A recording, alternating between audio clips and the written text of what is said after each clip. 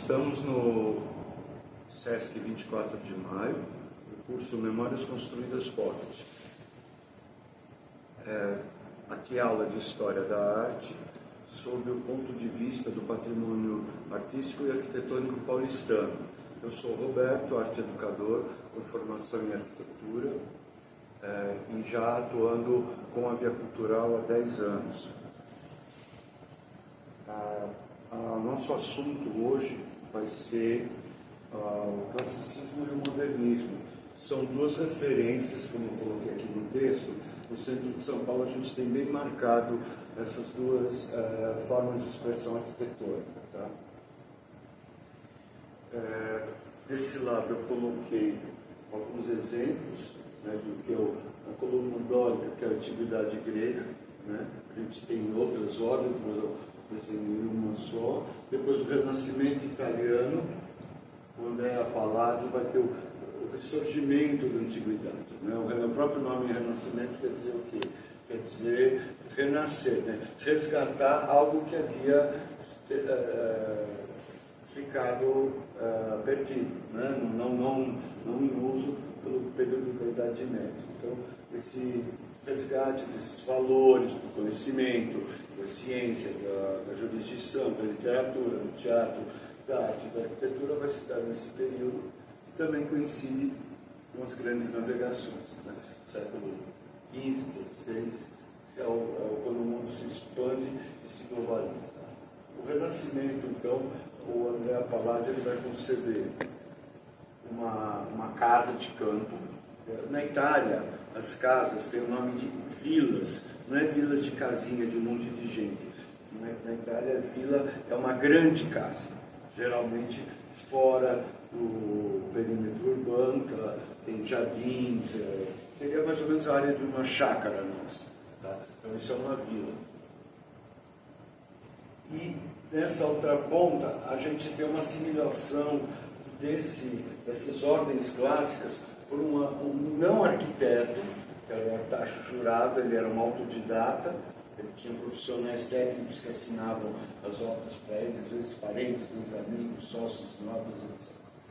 E ele vai incorporar na arquitetura moderna cores fortes, contrastantes, e alguns elementos da arquitetura clássica. O melhor exemplo é o edifício Viadutos, aqui no final do Viaduto 9 de Julho, a gente tem a presença de cornija, de uma coluna próxima da dórica, né? Ela não tem esse entablamento em cima, tá? Ela só tem esse cordão chanfrado redondo e não tem as estrias, ela é toda revestida de pastilhas de vidro. Vamos passando. Então, aqui é a referência que eu fiz do Andrea Palladio, tá? Vila Rotonda, norte da Itália. Aqui são colunas de ordem jônica. Um detalhe, ele vai resgatar a arquitetura clássica enquanto a expressão romana, não a expressão grega. Na expressão grega, essas colunas elas teriam alturas e proporções entre capitel, fuste e embasamento um pouco diferentes. Então, os romanos eles vão quebrar essas proporções gregas e adaptar às necessidades estéticas e às pretensões estéticas deles, e elas vão ter essa cara. Então, elas ficam mais esticadas, mais magras, né? Mas o frontão, como no Parthenon em Atenas, está aqui. A linha de colunas, a inspiração é a mesma, é o templo grego.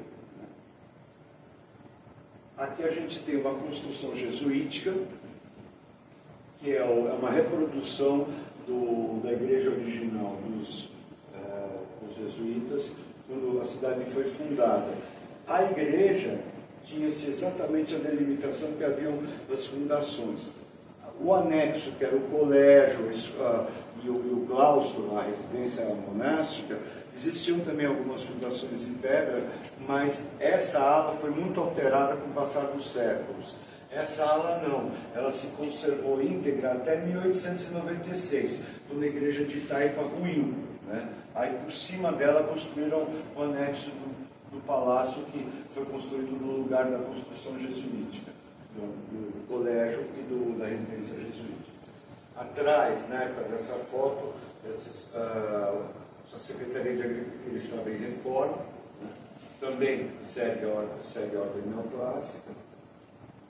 E os jesuítas, como ordem, eles se formam no século XV, a arquitetura padrão das construções deles vai se inspirar no neoclássico. Você tem aqui o frontão do Templo Romano, você não tem as colunas na frente, mas tem as molduras na janela, tem o óculo, a torre sineira com os arcos abatidos, como na construção romana, né, que aqui, no caso, essa parte aqui tinha um arco do lado, né? Podemos seguir? E aqui outra expressão do Renascimento, tá? Já no século XVI, Palácio Strozzi em Florença, e a reprodução dele no período eclético historicista. Tá? Então, na sequência da arquitetura neoclássica, que a gente vai ter a introdução dela no final do século XIX, em São Paulo, os jesuítas trazem, depois a gente tem o maneirismo, o barroco, e aí as ordens clássicas se perdem, elas só vão ser retomadas no final do século XIX em São Paulo.